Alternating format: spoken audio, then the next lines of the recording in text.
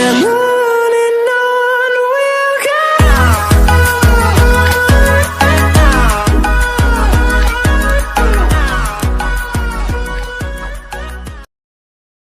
Selamat datang di channel Bu Puji. Hai hai hai, jangan lupa subscribe ya. Subscribe itu tidak berbayar, gratis. Jangan lupa subscribe. Halo, assalamualaikum warahmatullahi wabarakatuh. Salam anak-anak ibu, hai. Bagaimana kabarnya hari ini nak? Ya, semoga anak-anak ibu semua tetap dalam keadaan sehat ya sayang ya. Dan tetap menjaga protokol 3M, yaitu mencuci tangan pakai sabun, menjaga jarak, dan juga memakai masker ya nak ya. Dan semoga ayah dan bunda yang di rumah juga tetap dalam keadaan sehat ya bunda, ayah. Terima kasih sudah mendampingi putra-putrinya untuk belajar di rumah. Dan baiklah anak-anak ibu, hari ini kita lanjutkan materi pelajaran kita, yaitu pada buku tema 7, subtema 1, pembelajaran 2. Buka buku Mona pada halaman 17. Ayo membaca. Ya, bacalah dongeng fabel di bawah ini dengan membagi 3 peran sebagai pencerita, ular, dan tikus. Nah, sebelumnya nak perhatikan, dongeng adalah cerita yang tidak benar-benar terjadi ya nak ya, tidak benar-benar terjadi. Fabel adalah cerita yang menggambarkan watak manusia yang diperankan oleh tokoh hewan, itu dia. Cerita fabel itu adalah cerita yang bergambar ya nak ya. Nah, tokoh ayah itu pelaku dalam cerita, yaitu hewan. Watak sifat dari masing-masing pelaku ceritanya ya nak ya. Sedangkan pesan moral yang kita dapat yaitu perbuatan-perbuatan baik dalam cerita yang dapat dijadikan contoh kehidupan. Nah, mari kita simak cerita berikut ini. Kecerdikan menumbuhkan kebaikan. Semalam ibu sudah membacakannya ya nak ya pada pembelajaran 1. Nah, ada yang berperan sebagai ular, ada yang berperan sebagai tikus, dan ada juga yang berperan sebagai pembacanya. Perhatikan nak, di sebuah gurun pasir hiduplah ular dan tikus. Iya, ini cerita yang semalam. Nah, ular ingin memangsa tikus ya nak ya. Iya, karena saat itu dia merasa sangat lapar. Nah, saat itu sang ular sangat lapar dan tidak mempunyai makanan. Sedangkan tikus yang berada tidak jauh dari sang ular sedang asyik melahap makanannya. Iya, nah sang ular merasa tidak senang. Lalu ular berkata, "Dengarkan ucapanku, wahai tikus yang angkuh. Aku pasti akan mendapatkan tubuhmu yang mungil dan lezat itu."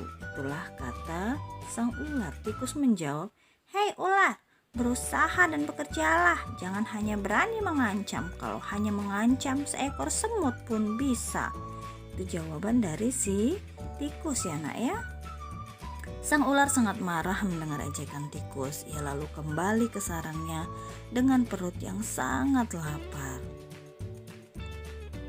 Sedangkan tikus masih lahap dengan makanannya. Waktu terus berjalan, tetapi ular tidak juga menemukan makanan. Ia juga enggan untuk keluar dari sarangnya.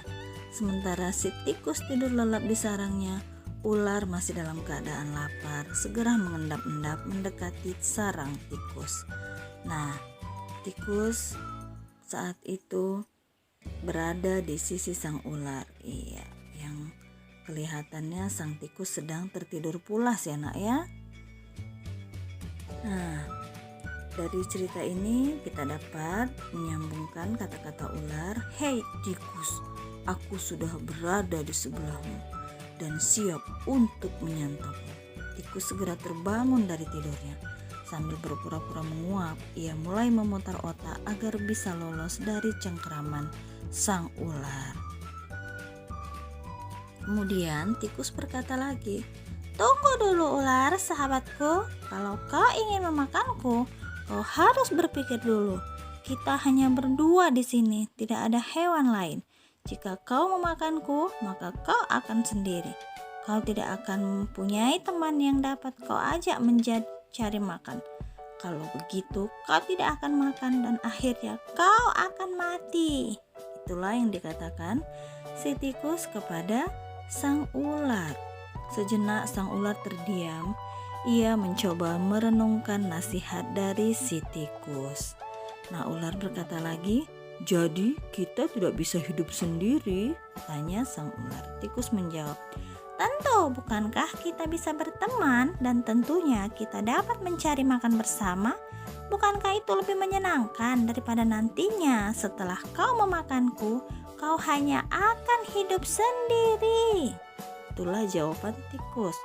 Ular mengangguk tanda mengerti. "Baiklah kalau begitu, maafkan aku."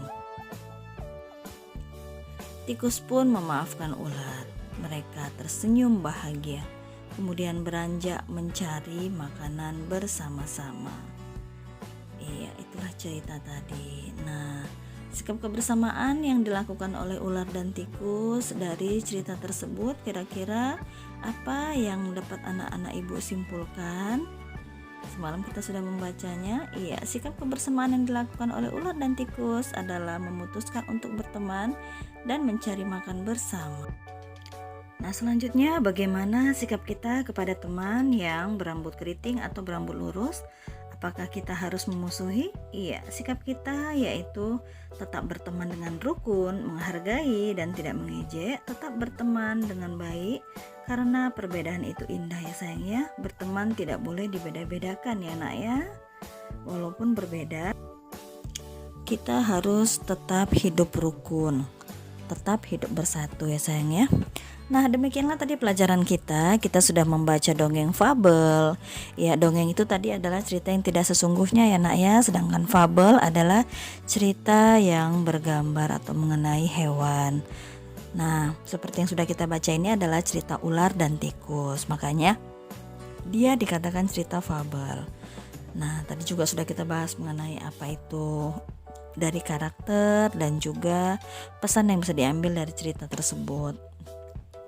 Nah, satu lagi juga kita sudah mempelajari tentang bagaimana sikap kita terhadap teman yang berambut keriting dan berambut lurus.